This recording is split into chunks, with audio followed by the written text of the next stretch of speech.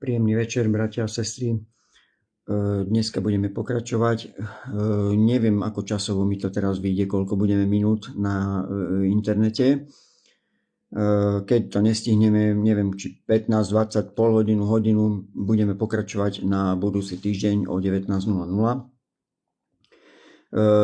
Na internete zase, ako každé toto obdobie, kolujú rôzne videá, rôzne názory o Vianociach, Mikuláši a týchto sviatkoch. Preto som sa rozhodol, že trošku prerušíme kázeň o desiatkoch a budem sa venovať téme Vianociam, pretože stále to mnohým nie je jasné, stále tu sa snažia počúvať učiteľov, ktorí kážu v podstate len nejaké tradície, ktoré sú není podložené biblickou pravdou. A preto si my musíme ukázať, ako to v skutočnosti je. Ja som minulý rok na túto tému už kázal a myslel som si, že tento rok to už tí ľudia pochopili, ale vidím, že to ešte nepochopili stále, takže budeme musieť pokračovať v tomto. Samozrejme, toto video potom dám aj do záznamu na YouTube pod názvom Mikuláš Vianoce. Neviem, či stihnem Mikuláša, či stihnem všetko o Vianociach. Je to strašne rozsiahly dokument, som vám pripravil. Takže skúsime si to vysvetliť aj jednoduchším spôsobom a pôjdeme trošku hlbšie aj do písma, aby sme si ukázali, že čo hovorí o tom Boh a čo hovorí o tom vlastne jeho Božie slovo. Ako som povedal, neviem, koľko bude trvať toto vysielanie, budem sa snažiť, uvidíme. Keď nie, pokračujeme na budúci týždeň a spravíme z toho niekoľko častí, pretože je to naozaj téma, ktorá si vyžaduje hĺbšie štúdium, lebo nestačí povedať, že nemáte pravdu, nie je to tak, ako to hovoríte, je to takto, lebo tí ľudia o rok zás to budú robiť. Ja som si istý, že tí ľudia proste to budú robiť aj na budúci rok, ale mojou povinnosťou je, aby som vám to ukázal, že naozaj, jaká je biblická pravda, čo sa týka Vianoc a Mikuláša a týchto vecí. Hej. Takže poďme najskôr trošku do histórie. Vianoce nevymyslela jedna konkrétna osoba, ale postupne sa vyvinuli v kresťanských cirkvách. Tak, v 2. až 4. storočí. Krátka časová os, teda ako vznikli teda Vianoce. Prvé kresťanské úvahy o Ježišovom narodení začali v 2. storočí. Čiže už okolo roku 2000 po Kristovi kresťania premýšľali nad dátumom Ježišovho narodenia a niektorí ho aj slávili, ale neexistoval jednotný dátum ani pevný sviatok Vianoc, aký je v dnešnom zmysle. Čiže kresťania si narodenie Ježiša pripomínali, ale nemali ešte oficiálny cirkevný sviatok Vianoc. Prvý doklad Vianoc vidíme v Ríme 4. storočie. Najstaršie známy zápis o slávení Ježišovho narodenia 25. decembra, tým nehovorím, že Ježiš sa narodil 25. decembra. Aby sme sa rozumeli. Len hovorím o histórii. Dobre, aby ste tomu rozumeli, že čo chcem tým povedať. Takže najstarší zápis bol teda 25. decembra, tzv. Chronografe z roku 354 podľa Filokalovho kalendára, kde sa spomína sviatok narodenia Krista v Ríme. Viaceré zdroje ale uvádzajú, že Rím slávil narodenie Krista 25. december už v roku 336 za vlády cisára Konštantína. To znamená, že kresťanská cirkev v Ríme v 4. storočí zaviedla sviatok narodenia Ježiša na konkrétny dátum v kalendári. Kto konkrétne? Rozhodnutie vzniklo v prostredí rímskej cirkvi, teda nešlo o jedného vynálezcu Vianoc, ale o proces v rámci cirkevného vedenia v Ríme. Sviatok sa potom postupne rozšíril do ostatných častí kresťanstva, napríklad do Konštantínopolu, Antiochie či Alexandrie v nasledujúcich 10 ročiach. Ja vám všetko ukážem biblicky, nebojte sa, všetko si podložíme písmom. Nebudú to moje nejaké výmysly, všetko to bude podložené písmom a preto vás povzbudzujem, aby ste počúvali tieto vyučovania aj v ostatných častiach, aby ste si to vedeli pozrieť aj v písme. Nebudem niečo rozprávať, čo počujem nejakého kazateľa rozprávať na internete, pohanské sviatky, Vianoce a tieto veci, hej, ale my si povieme, čo o tom hovorí Biblia. Lebo pre nás je autorita jedine písmo. Čiže prečo práve 25. december? existujú dve hlavné vysvetlenia. Prvé je výpočtová teória. Niektorí starokresťanskí autori počítali takto. Ježiš zomrel 25. marca. Podľa židovskej tradície tzv. Dokonalí proroci zomierajú v deň svojho počatia. Teda 25. marec sa rovná deň počatia Ježiša.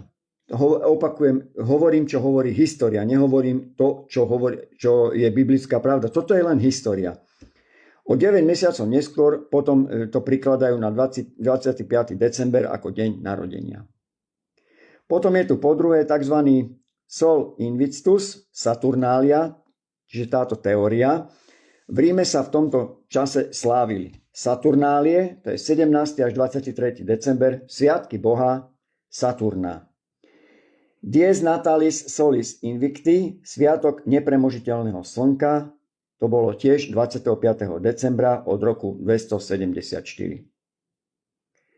Čiže cirkev v Ríme mohla, ale to je zase len dohad, zvoliť ten istý dátum a povedať si, nie je slnko, ale Kristus je práve slnko spravodlivosti, podľa Malachiaša 4.2. Čo z toho vyplýva pre našu otázku? Kto vymyslel Vianoce ako sviatok? Najskôr si povieme, kto to nebol. Nebol to Ježiš. V písme nemáme príkaz sláviť jeho narodenie ako cirkevný sviatok v kalendári. Potom to neboli apoštoli, pretože Nový zákon neustanovuje sviatok narodenia Krista. Čiže sviatok vznikol postupne z praxe kresťanov v 2. až 4. storočí, ktorí chceli slávnostne pripomínať Kristove narodenie. Konkrétny dátum 25. december ustalila cirkev v Ríme, ako sme si už povedali, v 4. storočí.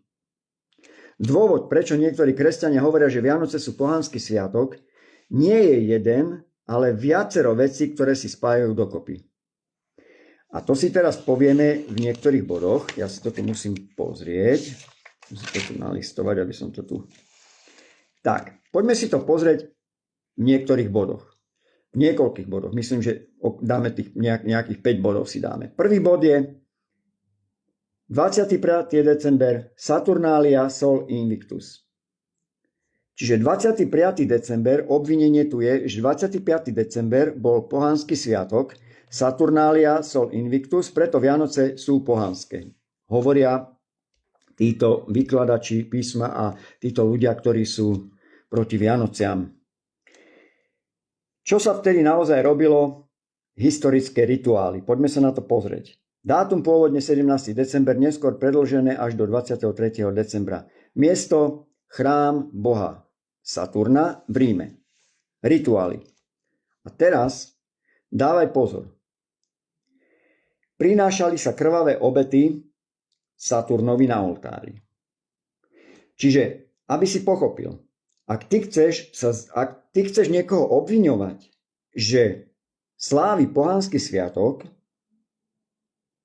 tým, že si kúpi do obývačky vianočný stromček, tak môžeš to robiť len vtedy, ak budeš dodržiavať ten rituál, ktorý sa robil v tom období, keď sa uctieval, keď bol sviatok Saturnálie a Sol Invictus.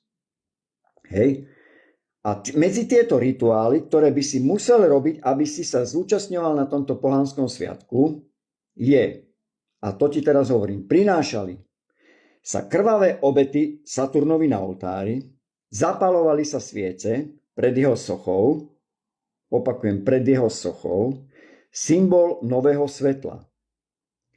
Uvoľnenie spoločenských rolí, čiže otroci dostávali darčeky, mohli jesť s pánmi, bujaré hostiny boli, pitky, hazard, hlučná zábava, nosili sa venčeky, vencové ozdoby, zdobili sa domy. Niekde aj losovanie kráľa Saturnálii, symbolický vládca zábavy. Aká tu bola podstata tohto všetkého? Uctievanie boha Saturna obeťami a rituálmi. Nie stromček a koláče, ale kultický rituál zameraný na tohto boha Saturna. Hej? Čiže aby mohli na teba povedať, že ty teraz sláviš pohanský sviatok a povedali, že to 25. december, že to je ten sviatok Saturnálie, alebo že teda vtedy slávili pohania sviatok, aby si sa ty na tomto všetkom zúčastňoval a mohli povedať, že ty toto robíš, že sláviš pohanský sviatok, tak musíš dodržať tento rituál, ktorý som ti teraz spomínal. To musíš dodržať, aby si mohol spĺňať požiadavku, že si sa zúčastnil na tomto sviatku. Potom tu máme Dies Natalis Solis Invicti, narodeniny nepremožiteľného slnka, tiež dátum 25. december, zavedený cisárom Aurelianom v 3. storočí. Bol to boh Sol Invictus, nepremožiteľné slnko. Aby si sa mohol zúčastniť tohto pohanského sviatku, musel by si robiť tieto rituály. Obety na oltároch boha slnka, procesie so symbolikmi slnka, zástavami, jazda s vojenskými sprievodmi, úcta cisárovi ako vyvolenému slnkom, modlitby a spevy oslavujúce slnko ako zdroj života a víťazstva. Aká je tu podstata tohto? Kult slnka. Vedomé uctievanie slnečného boha. Čiže, ak by ťa chcel niekto obviniť, že vianočným stromčekom robíš tieto pohanské sviatky, zúčastňuje sa na nich a sú to pohanské tradície, tak ako vidíš, vianočný stromček sa tu vôbec nespomína, hej? Pri týchto rituáloch. Takže, čo sa týka Saturnálie a Sol Invictus, tak nikto ťa nemôže obviňovať, že sláviš pohanský sviatok, pretože sa nezúčastňuješ na týchto rituáloch. Ľudia, ktorí vykladajú tieto veci, nemajú pojem, čo je to pohanský sviatok. Čo musíš naplniť, aby o tebe mohli povedať, že je toto pohanský sviatok, že slavíš pohanský sviatok. Čiže poďme sa pozrieť na biblickú odpoveď. Poprvé, jeden si cení deň, prečítajme si Rimanom 14. kapitola, poďme do písma, lebo ja som vám povedal, že si budeme hovoriť, že pôjdeme do písma. Poďme do Rimanom, všetky tie písma si prejdeme, nebojte sa. Prejdeme si aj Jeremiáša, prejdeme si všetky tie písmy, o ktorých oni hovoria, že oni tvrdia, že toto je proti Bohu, lebo toto a toto hovorí Jeremiáš, toto a toto hovorí sa v písme. A my si to všetko ukážeme, ja netvrdím, že to stihneme dneska, ale vo všetkých tých častiach, ktoré spravím do Vianoc, určite si to prejdeme. Takže ideme. Rimanom 14. kapitola.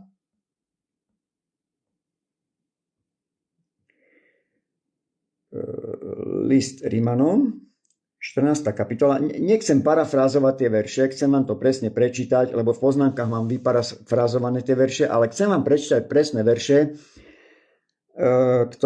ktoré máme v písme. Rimanom 14. kapitola, 5. až 6. verš. Niekto pokladá určitý deň za dôležitejší ako iný. Druhý hodnotí každý deň rovnako. Každý nech je úplne presvedčený o svojom presvedčení. Kto zachováva určitý deň, zachováva ho pre Pána. Kto je, čiže papa, robí to na česť Pána. Lebo ďakuje Bohu. A kto nie je, čiže nepapá, robí to tiež na česť Pánovi. Lebo aj on ďakuje Bohu. Čiže deň 25. december nie je zakliatý. Biblia hovorí, ak pohania niekedy v nejaký deň uctievali Boha, veriaci už v ten deň nesmú robiť nič duchovné. A toto, ja som povedal, že Biblia hovorí, práve Biblia nehovorí, pardon. Takže Biblia nehovorí, že ak pohania niekedy v nejaký deň uctievali Boha, toho Boha s malým B, hej, hovoríme o tom Bohu slnka, hej, tak Biblia nehovorí, že veriaci už v ten deň nesmú robiť nič duchovné. Poviem to po ľudsky. Ak 25. december bol pohanský sviatok, kde boli Saturnálie a Sol Invictus, tak to neznamená, že ty 25.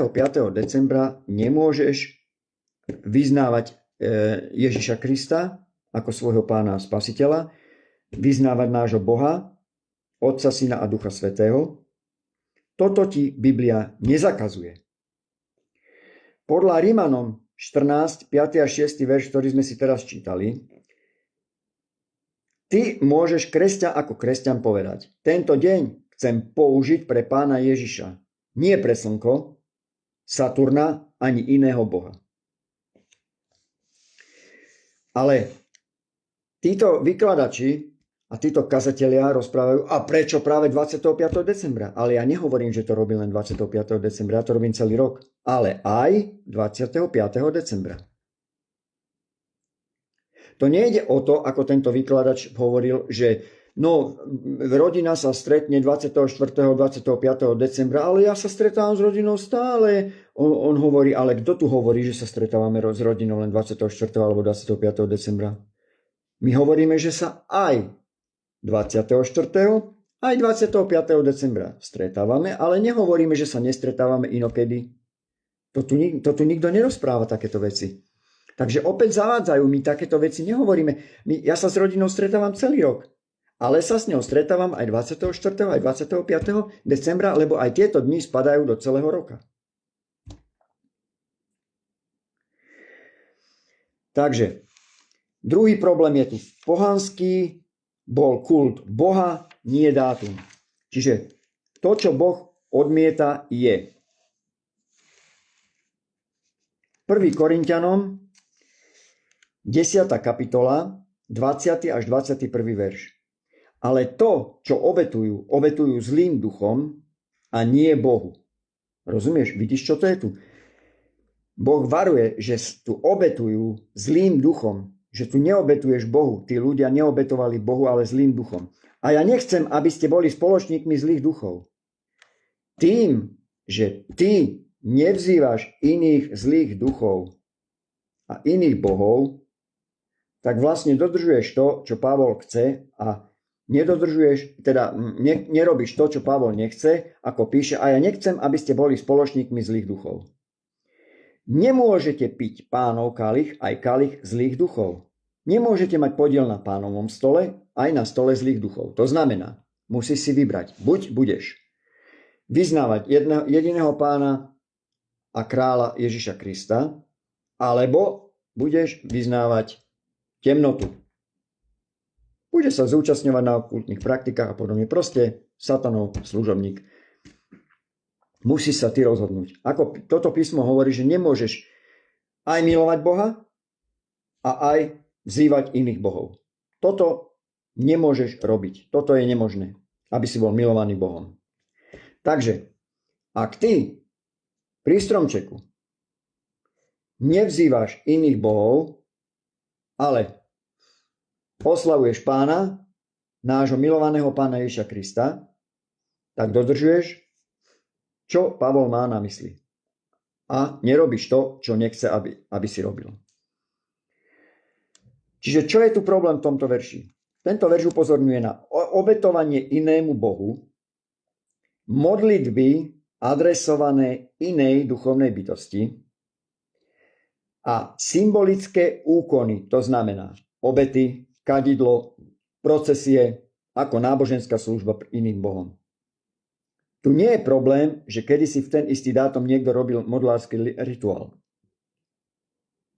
Pretože ty, ak nebudeš sa zúčastňovať na tomto rituále, tak nerobíš ten pohanský sviatok, nie si súčasťou toho. Čiže Vianoce by boli pohanské len vtedy, ak toto mám zhrnúť, ak by si robil to isté, čo oni uctievali iného boha. To, že cirkev používa dátum známy spoločnosti, ešte nerobí z tvojho slávenia modloslužbu. To, že ty oslavuješ okrem iných dní, oslavuješ spôsobom, že si dáš vianočný stromček do obývačky ako dekoráciu, to neznamená, že je to modloslužba, pokiaľ ty uctievaš Krista. Ja nechcem nejak teraz odbáčať od konceptu tohoto vyučovania, ale poviem ti jednu vec. Kto stvoril stromy? Kto stvoril prírodu? Stvoril prírodu Boh. Boh stvoril aj ihličnaté stromy. To, že ty si zobereš to, čo stvoril Boh a oslavuješ tým, čo stvoril Boh, svojho milovaného Boha, Otca, Syna a Ducha Svätého, tak toto nemôžeš ísť proti Bohu. Nemôžeš ísť proti Bohu. Hej. Ak by niečo, čo Boh stvoril, používaš na iné účely proti Bohu, to znamená na uctievanie iných bohov a zúčastňovanie sa rituálov, tak vtedy je to ohavnosťou pred Bohom. Vtedy je to ohavnosťou pred Bohom. A toto títo kazatelia jednoducho nechápu. Oni si myslia, že problémom je ten stromček.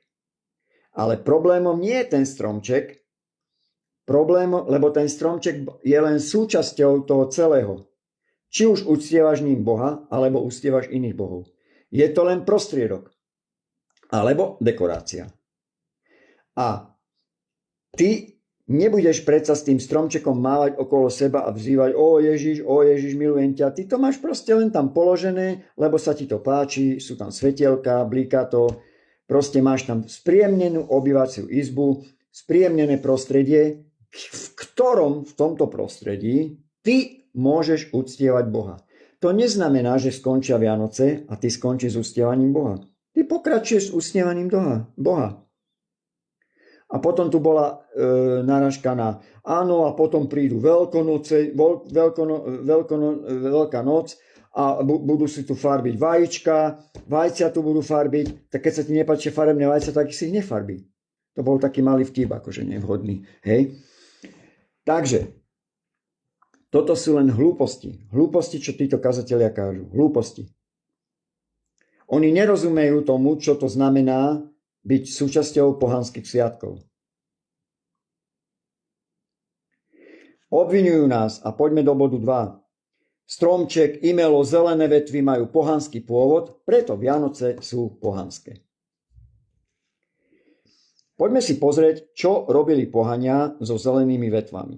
V Európe Germáni, Kelty, severské národy slávili zimný slnovrat, júle, používali zelené vetvy, ihličnany, cezmína, imelo ako symbol života uprostred zimy, ochrany pred zlými duchmi. Všimni si, na čo to používali. Všimni si to, čo zase by si sa musel zúčastňovať týchto vecí, aby mohli o tebe povedať, že sa zúčastňuješ pohanských sviatkov. Čiže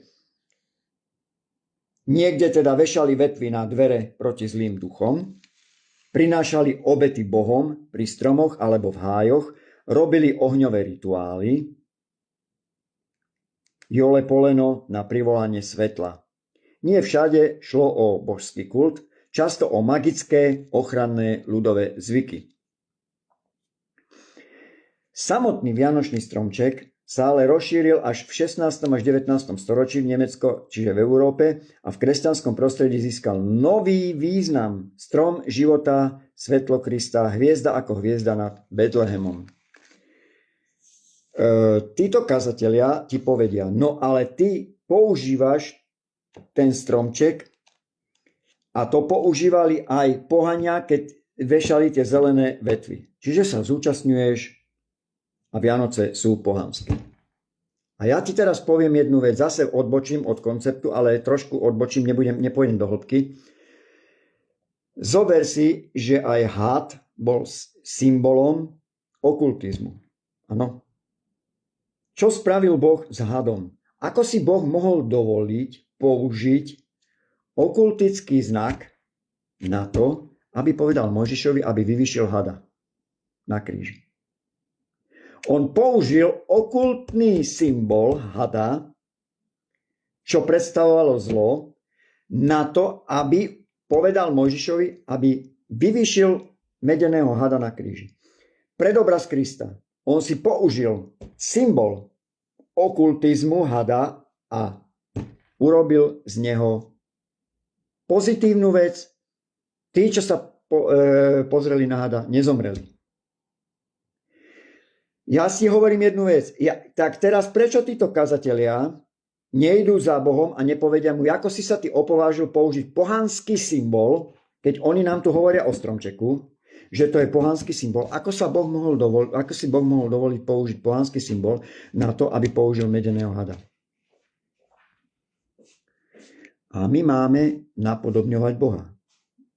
Hej. Takže ak to mohol urobiť Boh, aby priviedol zlé veci a prerobil ich na dobré veci, tak to isté môžeš urobiť aj ty.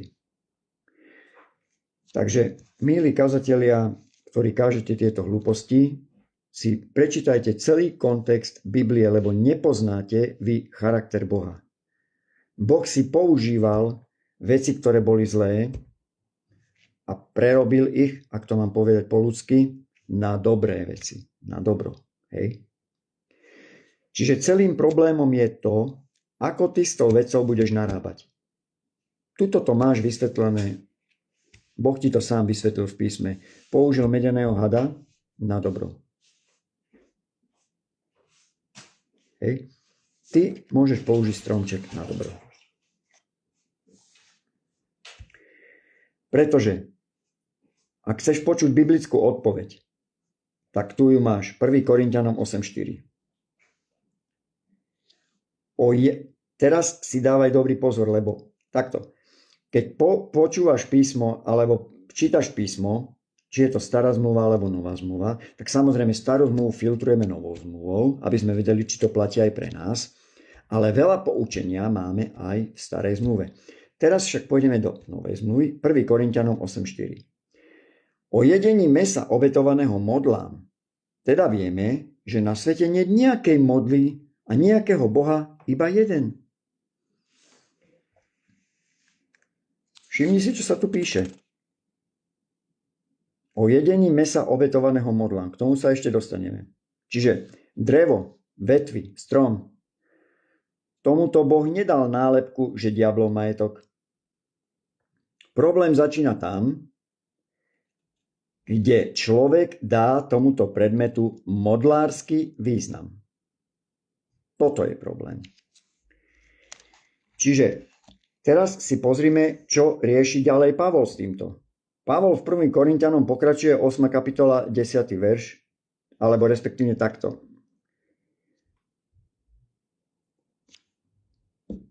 Pohania obetovali mäso modlám. Toto Pavol rieši v 1. Korinťanom 8, hej. Časť mäsa sa predávala na trhu. Kresťania sa pýtali, smieš to jesť, alebo je to automaticky modlárske? A Pavlova odpoveď bola, ak to neješ ako modlársky rituál, tak vtedy to môžeš robiť. Ak to nie je chápané ako obeta modle, potom je pre teba to len mäso. A o tom hovorí ten verš, ktorý sme si čítali, že vieme, že o jedení mäsa obetovaného modlám teda vieme, že na svete nie je nejakej modly. A nejakého Boha iba jeden. To znamená, že Pavol tu ukazuje, ako to ty vnímaš, podľa toho to budeš aj mať. Ak to vnímaš ako modlu, tak si modlár. Ak to vnímaš ako mäso, no tak to ješ ako mäso. Hej. Potom je to pre teba len mäso, Boží dar, ako sa píše v 1. Korinťanom 10, 25. až 26. verš. Jedzte všetko, čo dostať v jatkách a na nič sa nevypytujte kvôli svedomiu. Veď Pánová je zem i všetko, čo ju naplňa. Podobne dnes, ak máš stromček ako dekoráciu, nie ako magický ochranný predmet a nie ako objekt modlitby, tak si jednoducho dal do izby strom. Nie si povinný z toho robiť pohanský rituál. V nebi sú stromy. Hej. Ak budeš mať v nebi svoj príbytok, budeš tam mať strom, keď sa ti bude páčiť. Boh ti nepovie, nesmieš si tam dať jedličku. Nesmieš si tam dať hen taký strom. Veď to samotný Boh stvoril. To máš presne to, ako som spomínal, keď som vysvetľoval AI, umelú inteligenciu. Je to niečo podobné ako máš nôž. Ty ten nôž môžeš použiť aj na zlé veci, ale môžeš ho použiť aj na dobré veci. Môžeš ním zabiť, ale môžeš s ním krájať aj chleba. Takže ako vidíš, je to predmet, ktorý môže aj ublížiť, ale ktorý môže byť aj prospešný. Takisto ako drevo v lese môže byť užitočné, keď potrebuješ kúriť drevom, ale môže byť aj neužitočné modloslužba, keď z toho dreva budeš vyrezávať sošky a tým soškám budeš dávať božskú prirodzenosť, bude sa im klaňať. O tomto hovorí Jeremiáš, ale k tomuto sa dostaneme. K tomuto sa ešte dostaneme, nechcem odbiehať. Čiže záver k tomuto druhému bodu by bol, to, že nejaký zvyk dávno používali pohania, neznamená, že ho kresťan nemôže použiť ten dátum v inom čistom zmysle. Kľúčová otázka je, čo ty s tým robíš? Uctievaš strom? Veríš v jeho magickú ochranu? Alebo je to len dekorácia a tvoje srdce uctieva Boha? Oni stále nedokážu pochopiť, že keď pohania si vešali vetvičky, tak ty nemôžeš mať obývačky vianočný strom, lebo pohania, ktorí robili rituály s tým, tak jednoducho ty to nemôžeš mať doma, lebo si súčasťou toho rituálu. To nie je pravda. Ja som vám vysvetlil, že sa musíš zúčastniť na celého rituálu. Celý rituál musíš absolvovať, aby si mohol povedať, že toto si ty robil. Podobne si zober vec v starej zmluve. Izraeliti prinášali obetu Bohu na prikrytie svojich hriechov. Zabíjali zvieratá. Ale aj pri rituáloch sa zabíjajú zvieratá. Takže zúčastňovali sa na pohanských sviatkoch? Zúčastňovali sa na okultných praktikách a rituáloch, keď zabíjali zvieratá, ktoré im Boh prikázal, aby to robili ako obetu? Vieš, oni si vytrhnú len tie svoje veci a rozprávajú o Vianociach, lebo ja ich nazývam už Grinčom. Hej? Títo ľudia sú Grinč, hej? Čo neznášajú Vianoce. Pretože nepozerajú sa na povahu Boha, nepozerajú sa na to, o čo tu v skutočnosti Bohu ide. Bohu nejde o tvoje pozemské veci, ktoré tu zostanú a ty proste tu všetko zanecháš a ideš buď do neba alebo do pekla. Bohu ide o to, aby si jeho oslavoval.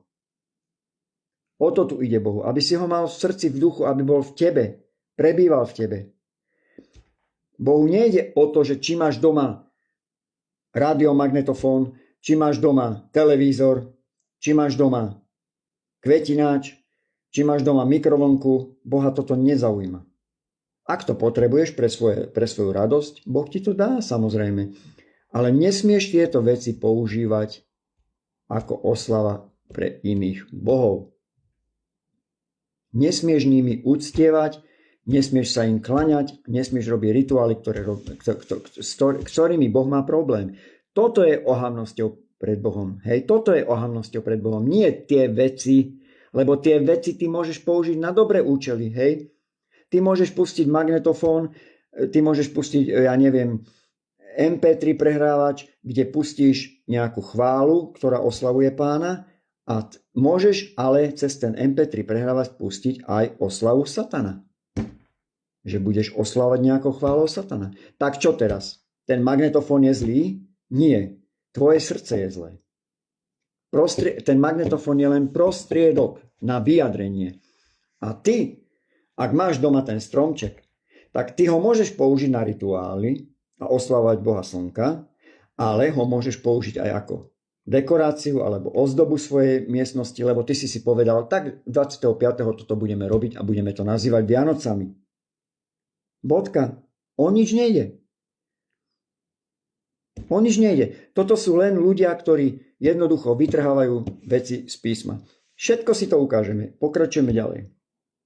Bod 3. Potom sa ohradzujú, že Vianoce nie sú v Biblii prikázané. Hej. V Biblii nie je prikázané ani to, aby si chodil na bicykli. V Biblii nie je prikázané ani to, aby si používal auto. V Biblii nie je prikázané to, aby si trénoval kickbox. V Biblii nie je prikázané to, aby si dával hlúpe videá na Facebook Esmeraldu a tam si dával fotomontáž svoje tváre, ako sa tam boskávate a podobné veci. A tento kazateľ si dovoluje posudzovať ľudí, ktorí kážu biblickú pravdu o Vianociach. Hej? Hlúpe videá dáva. presadzuje seba, aby mal čo najviac lajkov. O toto mu ide. Hej? O toto mu ide. To je jeden z tých kazateľov, ktorí si myslia, ja som Kristovec. Ja nepotrebujem cirkev, ja nepotrebujem zhromaždenia. Ale neprečíta si písmo.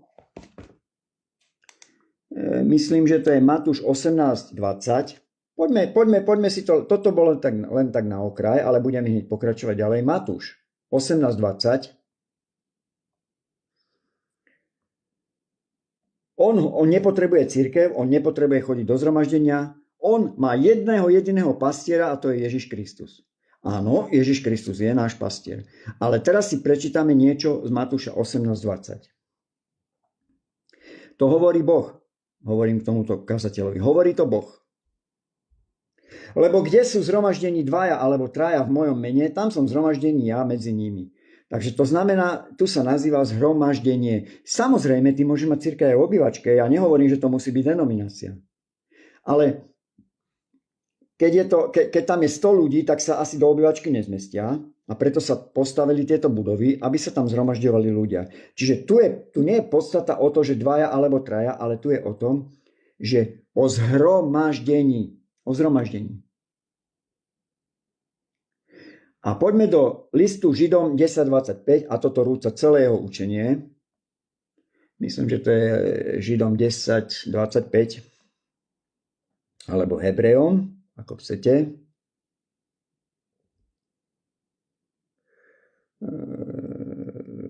Židom.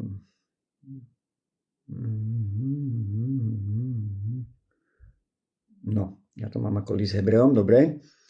List Hebrejom, poďme na 10:25.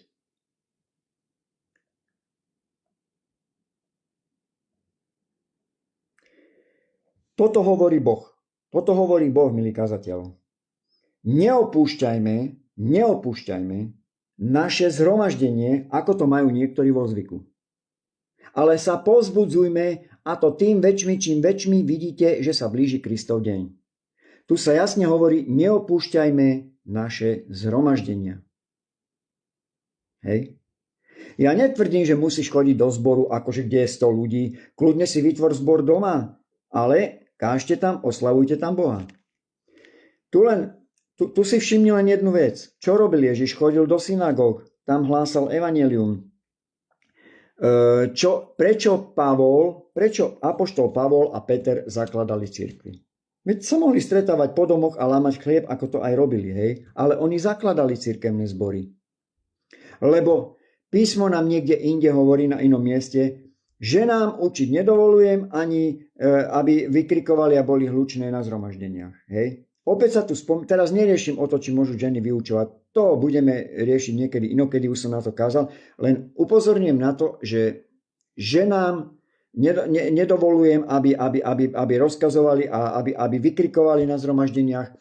Opäť, toto, čo som parafrázoval, opäť tu ale chcem povedať to, že Pavol hovorí o cirkvi, o zhromaždeniach, kde je veľa ľudí.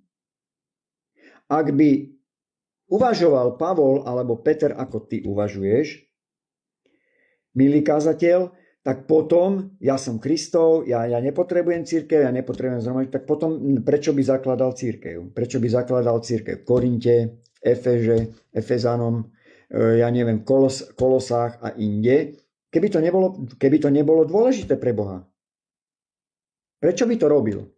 Takže veci ako, že ja nepotrebujem pastora, ja nepotrebujem cirkev. Keď samotný Ježiš povedal Petrovi, pas moje ovce. Hej? Samotný Ježiš povedal Petrovi, pas moje ovce. Čo to znamená? No, aby on bol ich pastierom. Nepovedal, jediný pastier je jedine Ježiš, je môj pastier a nikto druhý, ale jednoducho povedal, pas moje ovečky. Čiže začal postupnosť pastorov, biskupov, dokonca Biblia hovorí o biskupoch, že by mal byť,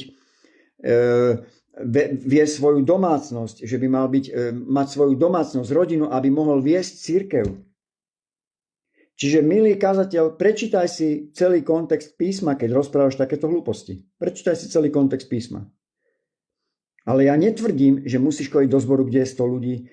Ide len o to, že čím viac je tam ľudí, tak tým viacej môžeš mať priateľov, nájsť si kamarátov, ktorí ťa môžu povzbudzovať, môžu ťa usmerňovať, môžu ti dať nejaké výklady písma a môžeš dostávať zjavenia cez nich, skrze nich, o ktorých si ty nevedel a povieš, naozaj takto to funguje, takto je to. Hej. Takže na tom nie je absolútne nič zlého. To nie je o tom, že pastori a proti pastorom. Ja som povedal, ten nožik môžeš použiť aj na dobré účely, ale aj na zlé účely. Podobne aj pastori sú dobrí pastori, ale sú aj zlí pastori. Ale to ešte neznamená, že keď sú zlí pastori, tak všetci pastori sú zlí. Hej. Takže toto som trošku odbočil. Potom tu máme ešte 1. Korinťanom 14.28. No skúsme si aj to pozrieť. 1. Korinťanom 14.28.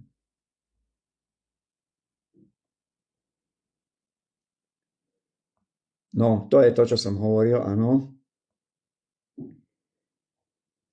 Ale ak by nemal kto vysvetľovať, nech mlčí v cirkevnom zhromaždení. Ale nech hovorí seba samému. Teraz nie je podstatné, o čom tento verš hovorí v kontexte, ale tu je podstatné, že hovorí o cirkevnom zhromaždení. Hej. Tu Pavol predpokladá, že tam je veľa ľudí. To nepredpokladá, že sú tam len dvaja. Hej. Takže, milý kazateľ, káž ďalej Božie slovo. To je veľmi dobré, že kážeš Božie slovo, že miluješ Ježiša, ale nehovorte si, nebite sa do prs. Ja som Kristovec, ja nikoho nepotrebujem, mne stačí Ježiš. Áno, to je pravda, že ti stačí Ježiš, ale ty sa potrebuješ budovať. Ty sa potrebuješ budovať v duchu aj v duši. Hej? Hlavne v duši. Ty potrebuješ svoju dušu obnovovať. A to môžeš robiť kľudne aj skrz iných kazateľov alebo pastorov. Hej? Oni sú zameraní, oni mali zrejme zlé skúsenosti s pastormi, že to boli ľudia, ktorí zneužívali cirkevný zbor, to môže byť, a potom zatvrdli na pastorov a hádžu ich do jedného vreca, ale toto nemôžeme robiť. My musíme rozsudzovať, či je pastor správny, alebo je to zlý pastor. Ak je to zlý pastor cirkvi, tak nenavštevuj takú cirkev, nájdi si iný zbor. Takže ako vidíš, neopúšťajme naše zhromaždenia. Takže potrebuješ chodiť do zboru, potrebuješ zhromaždenia, jednak preto, že sa tam stretávaš s ľuďmi a jednak aj na budovanie.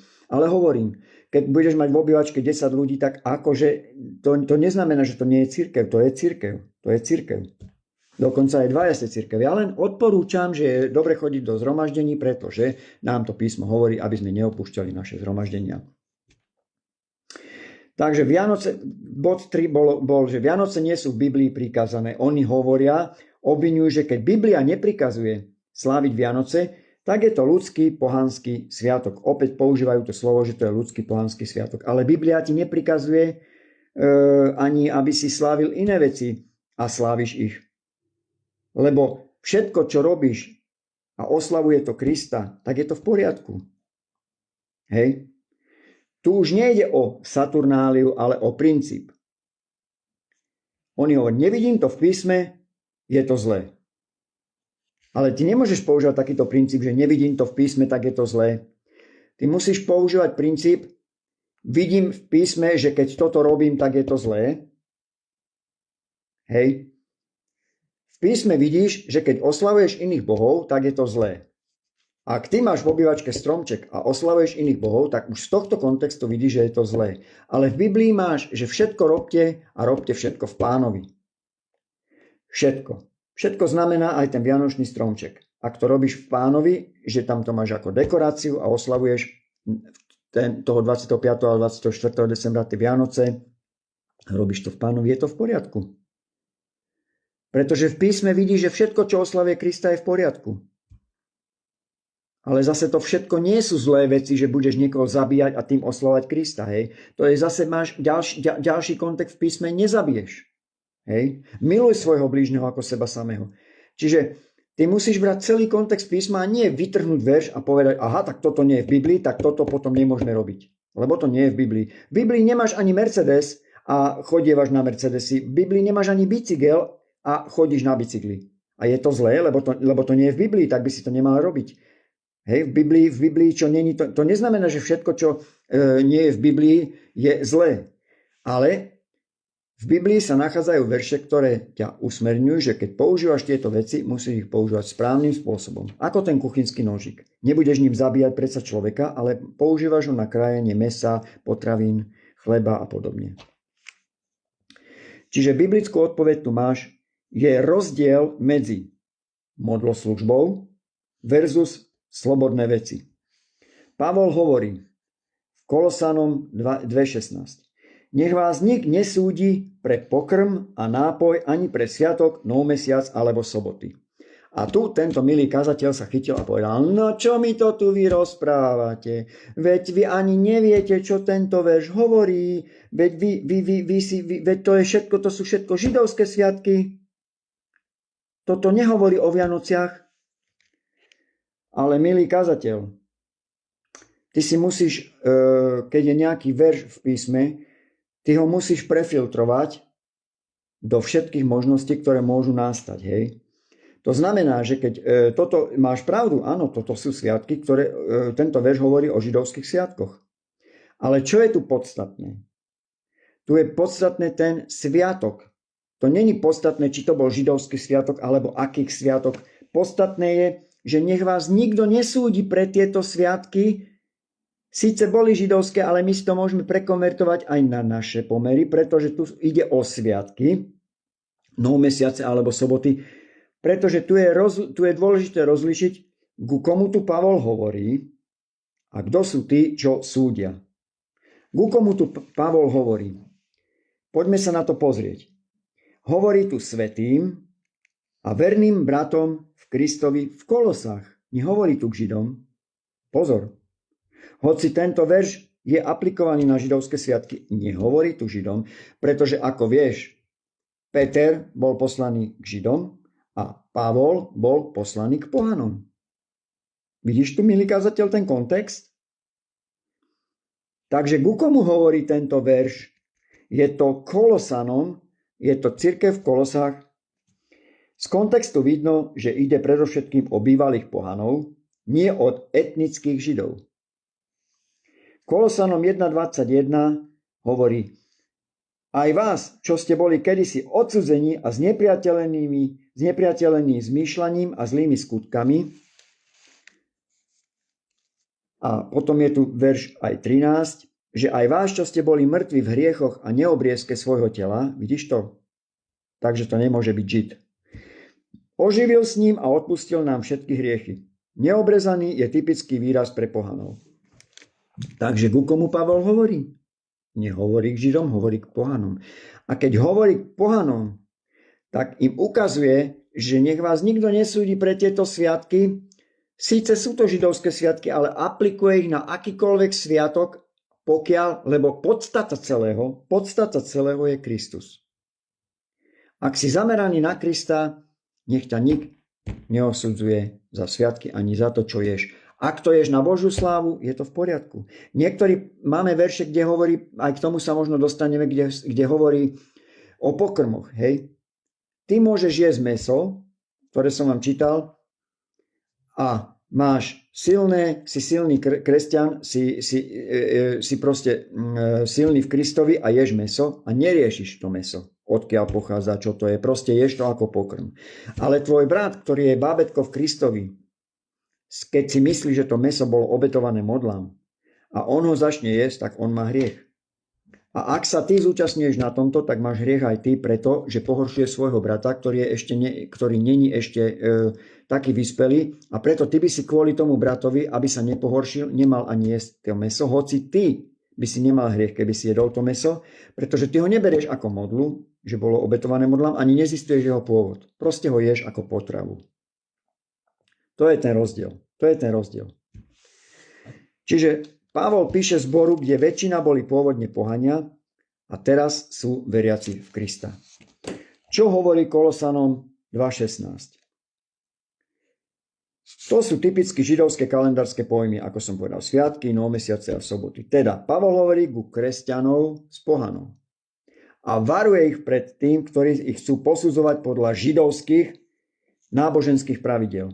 Hej? Pretože my sme boli vykúpení spod kliatby zákona. My nežijeme pod starou zmluvou, uvedomte si to. Príkazy, zákazy, nariadenia, to všetko bolo v starej zmluve. My máme určité príkazy a nariadenia, ktoré nám Pán dal, ale nie je to ohľadne pokrmu.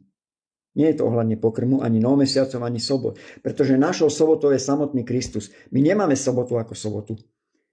My máme sobotu stále, každý deň, pretože náš Kristus je odpočinok. Náš Kristus, milovaný Boh, je naša sobota. Čiže Pavol tu hovorí ku kresťanom z pohanov a varuje ich pred tými, čo chcú posudzovať ich podľa židovských náboženských pravidiel. Čiže Kolosanom 2.16 nie je adresovaná Židom, ale kresťanom z pohanov. Konkrétne sú teda kresťania v Kolosách. Učitelia to boli pravdepodobne judaizujúci a asketickí, ktorí im chceli nanútiť jedálno-nápojové predpisy, židovské sviatky, novomesiace, soboty, prikázania, ustanovenia ľudí. A preto im Pavol toto povedal, že aby ich nikto nesúdil pre tieto sviatky. Ale princíp 2.16 je, keď ste v Kristovi, nenechajte sa súdiť podľa kalendára a jedál. To je princíp, ktorý hovorí tento verš a čo chce tento verš tým povedať.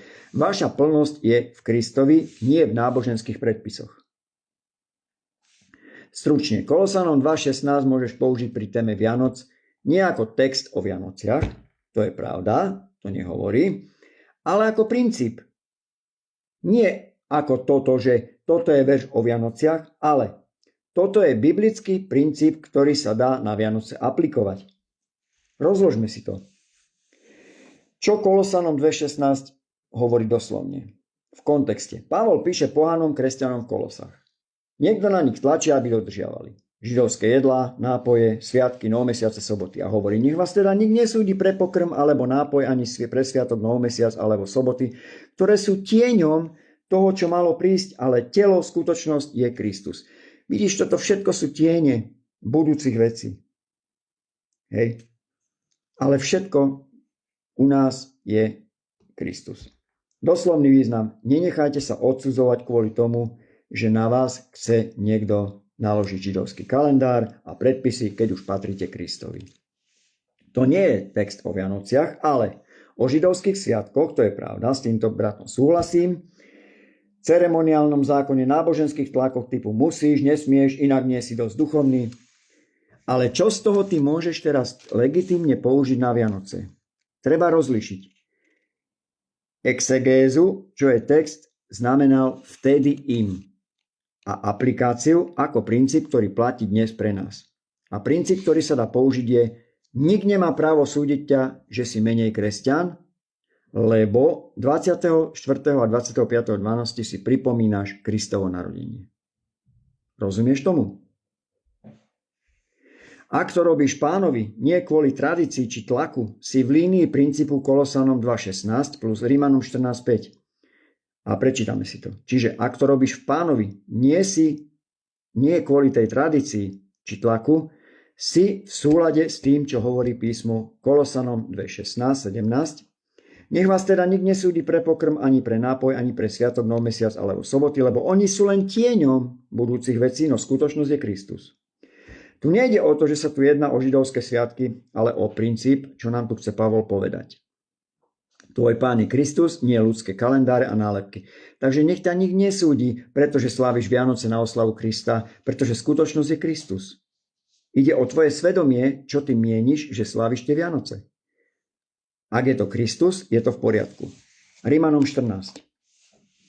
5. verš. Lebo niekto robí rozdiel medzi dňom a dňom, iný nerozlišuje dni. Len nech je každý úplne presvedčený o svojom, hovorí Pavol. Kto zachováva deň, zachováva ho kvôli Pánovi. Čiže kto zachováva 25. december, kto zachováva 24. december, zachováva ho kvôli Pánovi.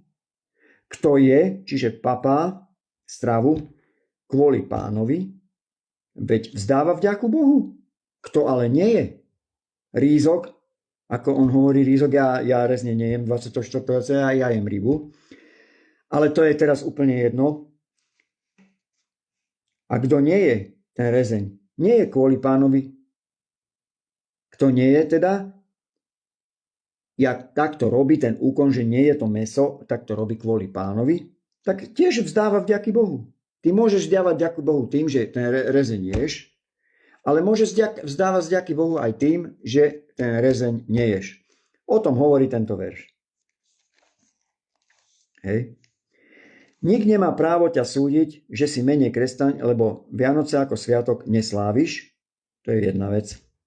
Čiže ak veríš, že pre teba je každý deň rovnaký a nechceš mať žiadny špeciálny kresťanský sviatok, Pavol hovorí, nech vás nik nesúdi. Čiže ak tento brat nechce sláviť Vianoce ako sviatok, tak je to v poriadku. Nech ho nikto nesúdi. Ale žiadny zákonník, či provianočný a či antivianočný, nemá stať nad tvojim svedomím. Tvoj Pán je Kristus, nie ľudské kalendáre a nálepky. To znamená, že ak ty sláviš tento sviatok ako Vianoce, nech ťa tiež nesúdi, pretože to robíš kvôli Pánovi. Môžeš to formulovať teda napríklad takto. Kolosanom 2.16 priamo rieši židovské sviatky, nie Vianoce. To je pravda. Ale princíp je jasný. Nenechaj sa odsudzovať kvôli dňom, keď už patríš Kristovi. Preto ani ten, kto Vianoce nadšene slávi, ani ten, kto ich striktne odmieta, nemá právo spraviť z toho meradlo tvojej spásy. Pluje tam na ceste a neviem čo, vajčakmi nazýva tých ľudí a podobné veci, akože. A on sa nazýva, že je Kristovec. A pritom tu máš jasne napísané, aby nesúdil. A on hovorí, že on nesúdi, on len hovorí svoj názor. Hej? Že on keby súdil, tak by im posielal do pekla. Môžeme to tak aj zobrať, že si hovorí svoj názor. Ale keď chce, ja mu biblicky odpoviem, neposudzuj ľudí podľa toho, či slávia Vianoce alebo neslavia Vianoce. Ak to robia v Kristovi. Bodka. Čo Kolosanom 2.16 nie je a z čoho by si ho nemal robiť. Čiže, čo nie je? Nie je to dôkaz, že Vianoce sú prikázaný sviatok. Pozri, sú tam sviatky, teda musí mať Vianoce, toto tam nie je. To si musíme povedať biblicky. Každý sviatok je automaticky v poriadku. Nie je to dôkaz, že každý sviatok je automaticky v poriadku. Aj keby bol reálne modlársky obetovaný iným bohom. Čiže toto není v poriadku. Musí to byť na oslavu Boha. Čiže čo Kolosanom nie je? Nie je to dôkaz, že Vianoce sú prikázaný sviatok a nie je to dôkaz, že každý sviatok je automaticky v poriadku, aj keby bol reálne modlársky. Čiže nie je v poriadku, keď je modlársky. Aby sme sa rozumeli.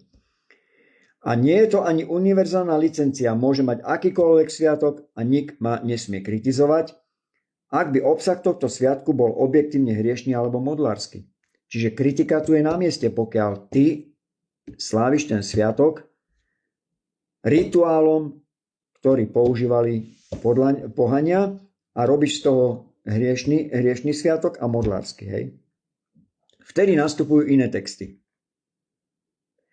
A to je 1. Korinťanom 10.14. Preto, moji milovaní, utekajte pred modloslužbou. A 1. Jánov 5.21. Deti moje, chránte sa modiel. Takže praktické zhrnutie. 2. Kolosanom nemôžem použiť na Vianoce? Odpoveď. Môžeš ho použiť ako princíp. Nik ťa nesmie súdiť len podľa toho, či 24. alebo 25. 12. si pripomínaš Kristovo narodenie alebo nie. My netvrdíme, že sa Kristus narodil vtedy. My si to len pripomíname vtedy a máme takú špeciálnu vec, že si dávame do obývačky stromček. Ale my si Kristovo narodenie pripomíname v januári, aj vo februári, marci, apríli, máji a tak ďalej. Duchovnosť sa nemeria kalendárom, ale vzťahom ku Kristovi. A teraz, nemal by si tvrdiť, že Kolosanom 2.16 je verš o Vianociach, lebo nie je v pôvodnom zmysle. Je to verš o židovských sviatkoch, v tomto má ten brat pravdu. A náboženskému tlaku s princípom, ktorý sa dá rozumne aplikovať, ale aj na otázku Vianoc.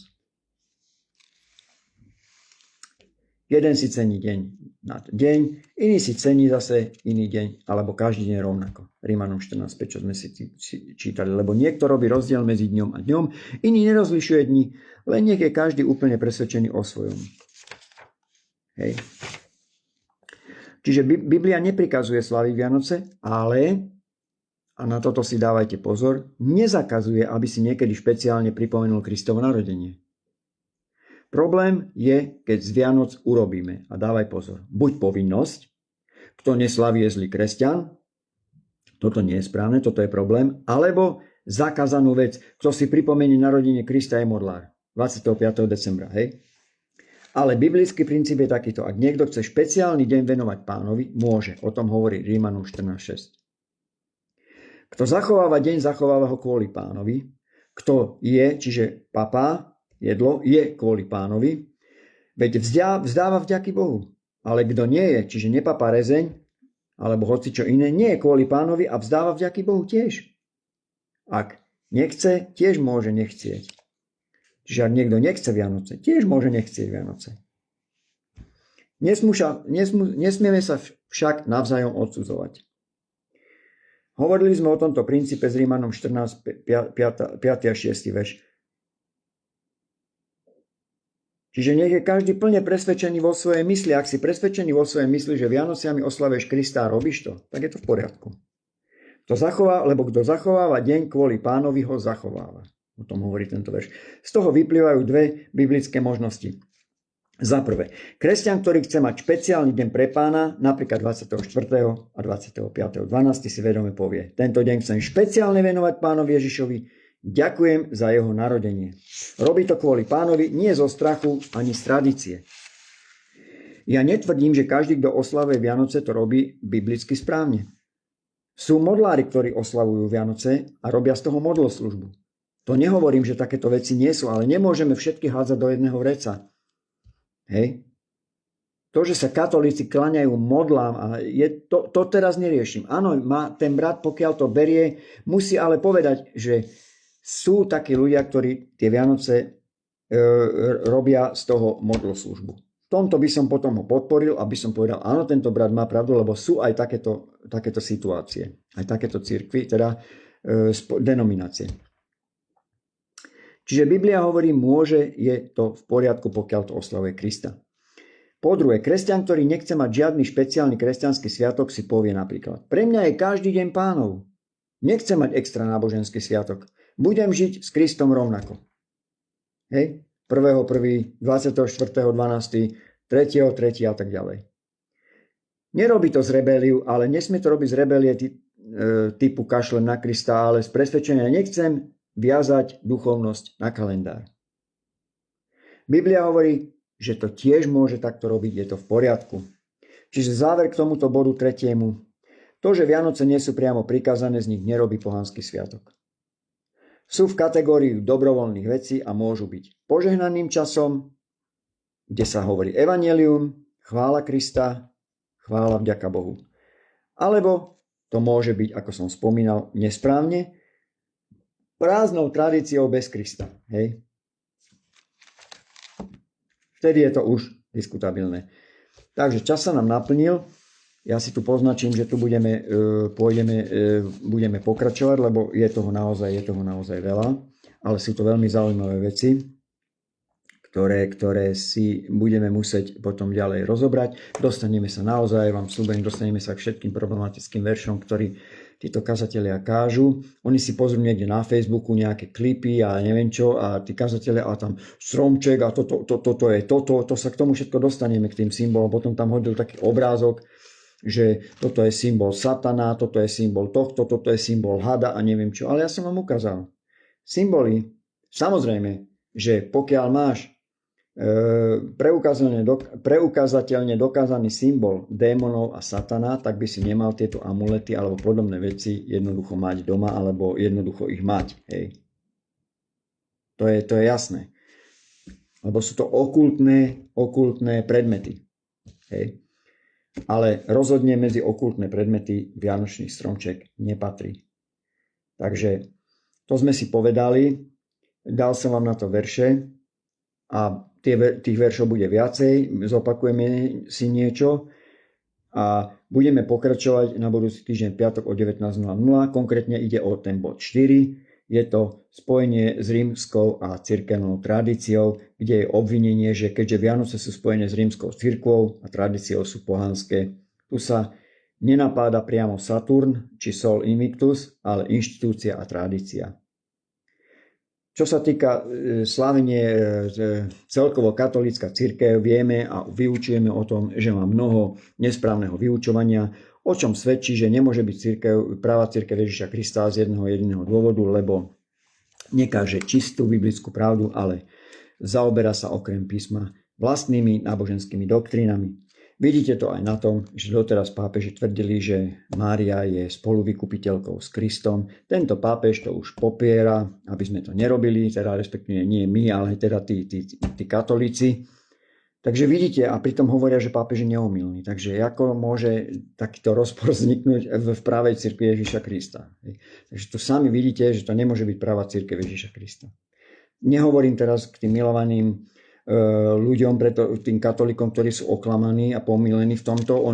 Títo ľudia, my musíme s nimi pracovať a ukazovať im biblickú pravdu a priviesť ich k Pánovi správnym spôsobom. Čiže toto nie je zamerané na tých ľudí, na tých ľudí, ale to je zamerané na celkovo katolícku denomináciu cirkevnú.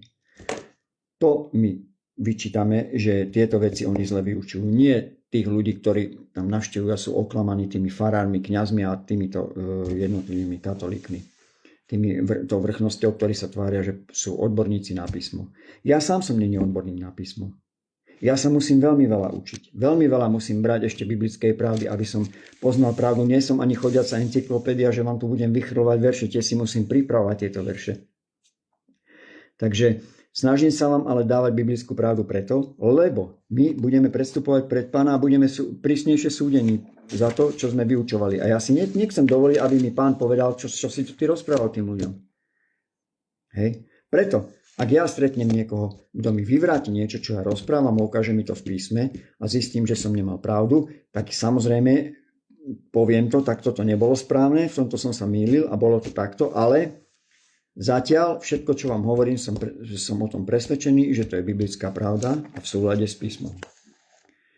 Ale to neznamená, že ja si nevypočujem iného kazateľa, lebo ja počúvam kazateľov a to ešte neznamená, že musia mať všetci vo všetkom pravdu. Sú milovaní bratia, ktorých počúvam a s ktorými súhlasím naozaj vo veľmi veľa veciach, ale napríklad ma veľmi sklamal jeden pastor, ktorého tiež počúvam. Je to veľký Boží muž, hej, to neznamená, že teraz akože ho prestanem počúvať, lebo spravil niečo, čo ja osobne nepokladám za správne, biblicky, lebo máme len jedného Pána a máme sa len jemu klaňať, ale tí ľudia oslavovali jeho, mal tam korunu, išiel v krásnom koči a tí ľudia proste ho tam vzývali, o Boží muž, a toto nie je správne. Toto nie je biblicky správne. Pretože tu je to už na hrane toho, že uctievaš človeka, nie Boha. Toľko som chcel povedať. Ešte budeme končiť. Ešte, kto ste neprijali Ježiša Krista ako svojho Pána a Spasiteľa, pozbudzujem vás, aby ste to urobili a aby ste aj vo vašich rodinách privádzali ľudí ku Kristovi, aby ste ich potom v nebi našli. Keď zomrieme všetci a stretneme sa s Pánom, tak niektorí tam nebudú a potom budete sa čudovať, že prečo tam nie sú. Preto, lebo neprijali Ježiša Krista ako svojho Pána a Spasiteľa. Takže poďme sa pomodliť túto modlitbu. Ak úprimne chceš oľutovať svoje hriechy a prísť k Pánovi, tak ho musíš vyznať ako svojho Pána a Spasiteľa a stávať sa členom Božej rodiny a tým pádom si spasený a ideš do neba po smrti. Takže modli sa túto modlitbu so mňou úprimne a potom musíš si nájsť nejakú cirkev, kde sa káže práve Evangelium, práve Božie slovo a oni ťa potom privedú k tomu, aby si išiel ďalej a čo máš ďalej robiť. Nezabudni sa dať aj biblicky pokrstiť ponorením do vody. Takže nebeský Otec, prichádzam k Tebe a uznávam, že som hriešnik. Práve teraz sa rozhodujem odvrátiť sa od hriechu a prosím ťa, aby si ma očistil od všetkej nespravodlivosti. Verím, že Tvoj syn Ježiš zomrel na kríži, aby zmil moje hriechy. Verím tiež, že vstal z mŕtvych, aby som ja mohol byť ospravedlnený a učinený spravodlivým skrze vieru v Neho. Volám na meno Ježiša Krista, aby sa stal spasiteľom a pánom môjho života. Ježiš, rozhodujem sa nasledovať ťa a prosím ťa, aby si ma naplnil mocou Svätého Ducha. Teraz prehlasujem, že som znovu zrodené Božie dieťa. Som slobodný od hriechu a plný Božej spravodlivosti. Som spasený v Ježišovom mene. Amen.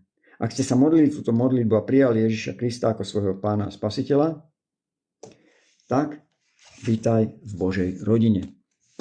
Ešte sa budem modliť za chorých, pretože kresťan by nemal byť chorý, ale ak náhodou je tam útok, lebo žijeme v padlom svete, takže môže sa stať.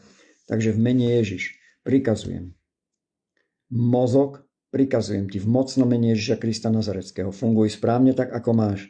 Odmietam akékoľvek epilepsie. Odmietam akúkoľvek sklerózu multiplex a prikazujem týmto démonom von z týchto ľudí. V mocnom mene Ježiš. Odíďte preč. Skloňte svoje kolená pred menom Ježiš a von z týchto ľudí. Problémy so srdcom. Srdce. Prikazujem ti u týchto ľudí. Buď kompletne uzdravené, obnovené a prípadné nezrovnalosti. Buďte nanovo vytvorené oblasti, ktoré sú napadnuté v srdci. Buďte nanovo vytvorené tkanivá, bunky, systémy. Hovorím ku každej bunke v tele, tkanivu, orgánu a systému, zosúľadte sa s Božím slovom, ktorý hovorí, jeho ranami sme uzdravení. V Ježišových ranách sme už boli uzdravení. A preto vyhlasujem, že každý, kto pozerá toto video, je uzdravený od hlavy až po pety. Ak to tak nie je, tak každá choroba a nemoc teraz sklon svoje kolena pred menom Ježiš, každý neduch a vypadni z týchto ľudí. Vypadni z Božieho ľudu. V mocnom mene Ježiš. Nech sa stane na Božiu slávu.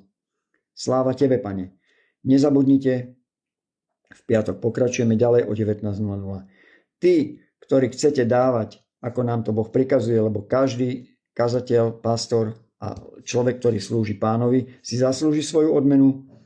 Takže vás pozbudzujem, ak chcete prispieť na službu, nech sa páči, tam vám dám číslo účtu, môžete prispieť akokoľvek sumou.